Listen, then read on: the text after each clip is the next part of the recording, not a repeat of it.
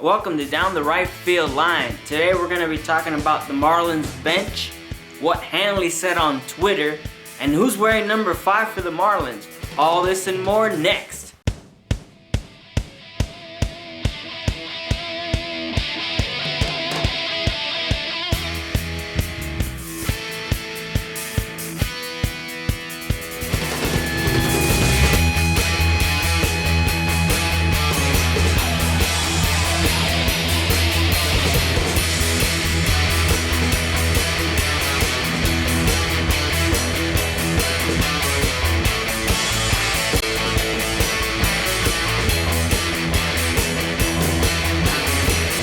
What's up, guys? Welcome to Down the Right Field Line. If you want to flip forward to any of our further discussions, look to my left.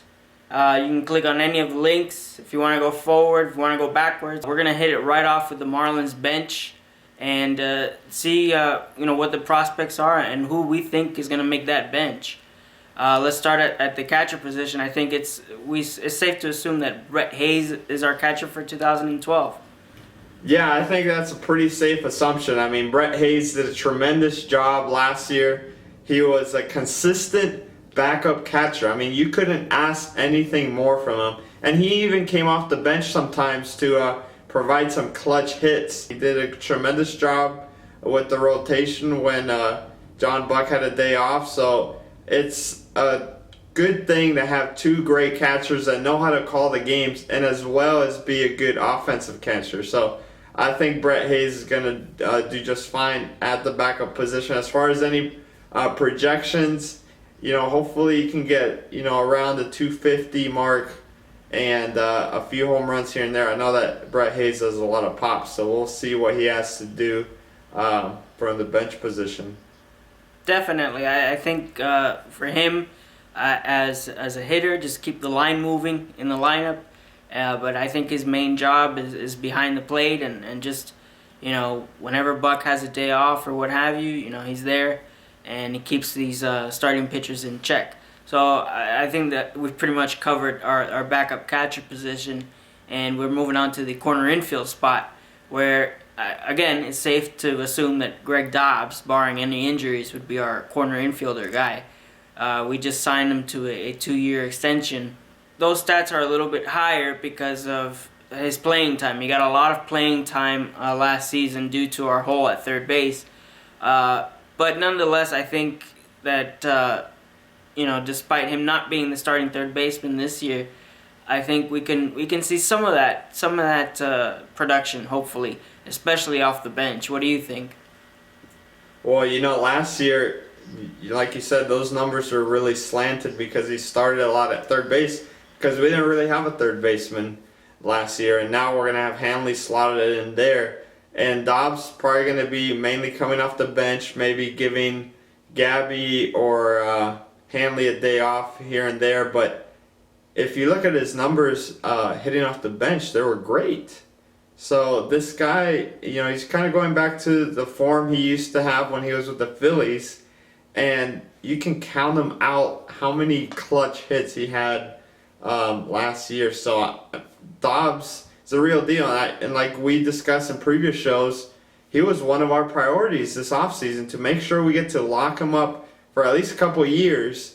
That way, we can have a little bit more of Dobbs and him coming off the bench. Rafi, what do you think as far as projections for Dobbs? Just more or less, what do you want to see him batting at from a pinch hitter's perspective?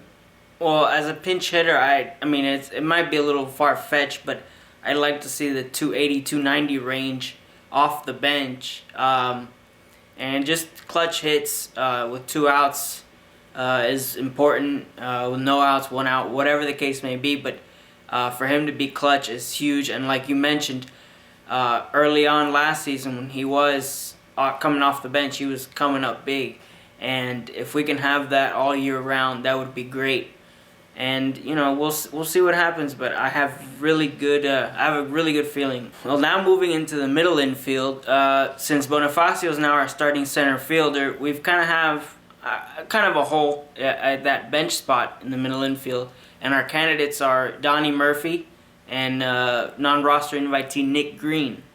Murphy never really got it going with that right wrist injury that he suffered back in 2010, late in 2010.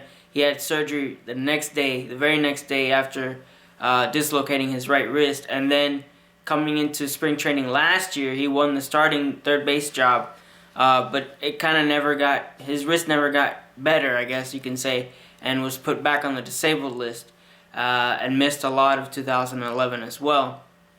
So now coming into 2012, he's gonna get a chance to win a job off the bench, but not before Nick Green has a say in it. Nick Green has played for the Braves, the Red Sox, the Rays, the Yankees. He's been around.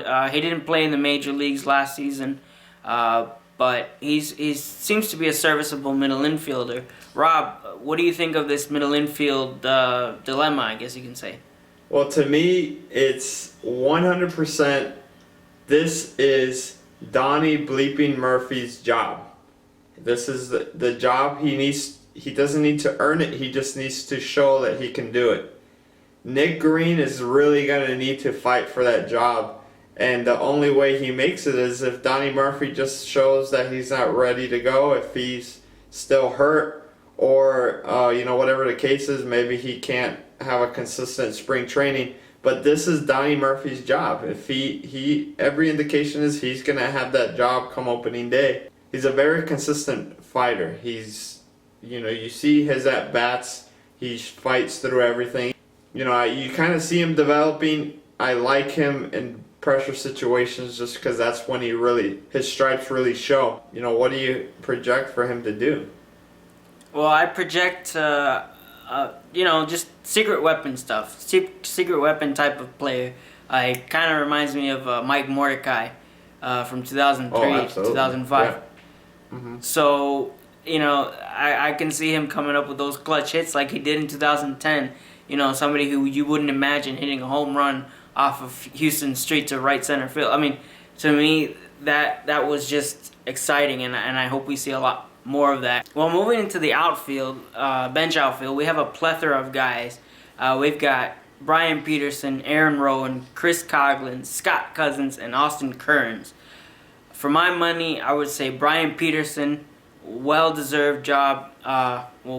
Great job in 2011. If you remember, in 2010, he got a cup of coffee. It didn't really succeed. 2011, he got a chance when Donnie Murphy was put on the disabled list in May, and little by little he was given every chance to succeed, and Jack McKean was a big part of that, and we saw him come through in situations both on the field, on the bases, at the plate, and he's the type of guy that you want in your clubhouse. He's also a fun, loose guy.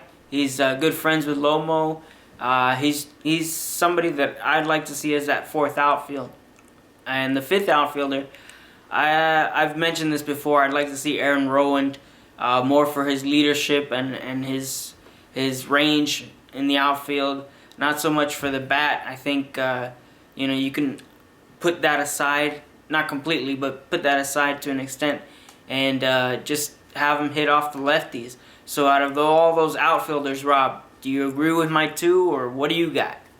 Well, a lot of times you and me disagree, and sometimes it's a disagreement because we think two totally different ways. In this case, I see your point with both of them. Peterson's been a great addition to our team.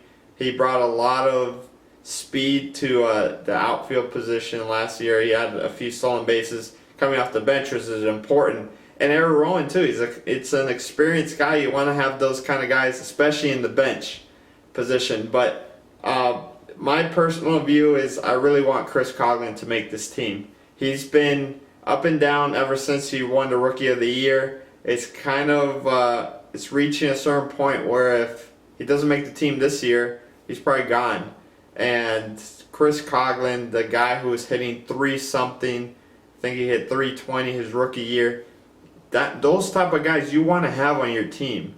Even if he makes it as the fourth outfielder, can you imagine saying, okay, we're going to start off the inning, pitcher spot, bring in Coghlan. You're going to know almost every single time he's going to be on base. coming off the bench. So Coughlin opened up a lot of games with a single. And so it's almost the same thing as coming off the bench when you open up a game. Coughlin, I really want him to make the team. And the other guy is Scott Cousins. He's gone through so much the last 6 months with that whole Buster Posey play. And, I really want him to make the team. You see that drive when he goes to play. And that play was a perfect example of that. He was trying to win the game. And if somebody's in your way trying to win the game, you're going to put him on his back. And that's what he did, and we won that game because of that. If he would have said, I'm just going to slide, he might have been out. I'm sure both of us would have agreed that it was a clean play. So, in any case, hopefully both of those guys make the team. As far as projections go, you just want to see a consistent off-the-bench guy. And as long as you're batting in the 270s and above, that's what you want to see from those guys. So hopefully we'll see if one of those four make it, and obviously you still have Austin Kearns. So it's good to have this problem of having too many guys and just trying to pick and see if they have a good spring training and see who makes the team. Well, in other news, the Hanley saga is not over. Apparently, a writer from the Dominican Republic published an article saying that Hanley's friendship with Jose Reyes will interfere with his leadership qualities, and he's still not satisfied with the move to third base. To which Hanley then responded on Twitter, "Trying to soil my image with lies. Third base with the Marlins forever, baby." So you get a sense of how Hanley's feeling. He's fed up with all this third base nonsense. Rob, what's your take on that? I was so happy to see when he said third base for life, baby. I was like, yeah, you tell that guy. So, everybody's still on Hanley's back, but he's going to come into spring training ready, and I think he's going to have a great season. So like we said, when people comment on our videos, we want to bring some of those comments to you guys so you can kind of get a sense of what people are saying. And a couple of weeks ago when we did the infield talk, we had a few comments on those. One came from McKnight Mello. If Gabby hits 4th or 5th, he should no doubt get more RBIs opportunities with the addition of Reyes. As for 30 home runs, that's pushing it. 25 is reasonable. As far as Gabby goes, what do you think, Raph? Do you think 25 is more reasonable? Yeah, I think it is reasonable. I think, if I'm not mistaken, I had him in the low 20s area. Look, to me, he can hit for pop if he wanted to, but I think for him, the key is to hit those line drives and drive in runs. Like the emailer said, if he hits 4th or 5th, well, it's looking like he's going to hit more like 6th in the lineup, and that's still, RBI territory. Earlier in the month, the Marlins unretired the number 5, who we all know was retired in honor of the first president, Carl Barger. Logan Morrison will now be wearing number 5. Rob is going to tell us more about that in his Fair or Foul segment. Rob? Well, the reason the number 5 was retired originally was to kind of honor the first president of the Marlins, which died in the winter meetings in 1992, prior to the 1993 season, which he never really got to see the fruits of his labor, and he never really got to see a game as a Marlin. And they retired that number because his favorite player was Joe DiMaggio. And it kind of fit perfectly because the first pitch, opening day of 1993, was Joe DiMaggio. So that was the reason that number's been retired for so long. No Marlin has ever worn number 5 because it was retired in the inaugural year. And I think it's about that time to say, okay, that was a good tribute to him, but he never wore a jersey. And there's no reason to have a number retired for somebody that didn't wear a jersey. Now, having said that, in the new ballpark, there definitely should be a flag waving that says Carl Barger number 5. I'm perfectly fine with that, and he deserves that tribute for what he did to establish the Marlins in Miami. So now that that's tribute's there, I think it's okay for Logan Morrison to go ahead and take the number 5. And the reason he wanted that number was because he wanted to honor George Brett, which was one of his favorite players as well as one of his dad's favorite players.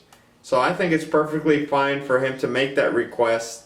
And the fact that Jeffrey Loria allowed him to do that, I think is, it shows a lot about Jeffrey Loria's concern for his players. So I think it's fine that he's doing it. It's about that time. We're going to be a new franchise, Miami Marlins, and it's going to be good for the team to have that openness, because now from now on, when there's a number retired, it's going to be by a player, and it's going to mean a lot more. Thanks, Rob. We're going to leave you with our question of the week. What is your view on unretiring Carl Barger's number? That's it for now, but we'll leave you with our random video of the week, which we like to call the Major Freak Out.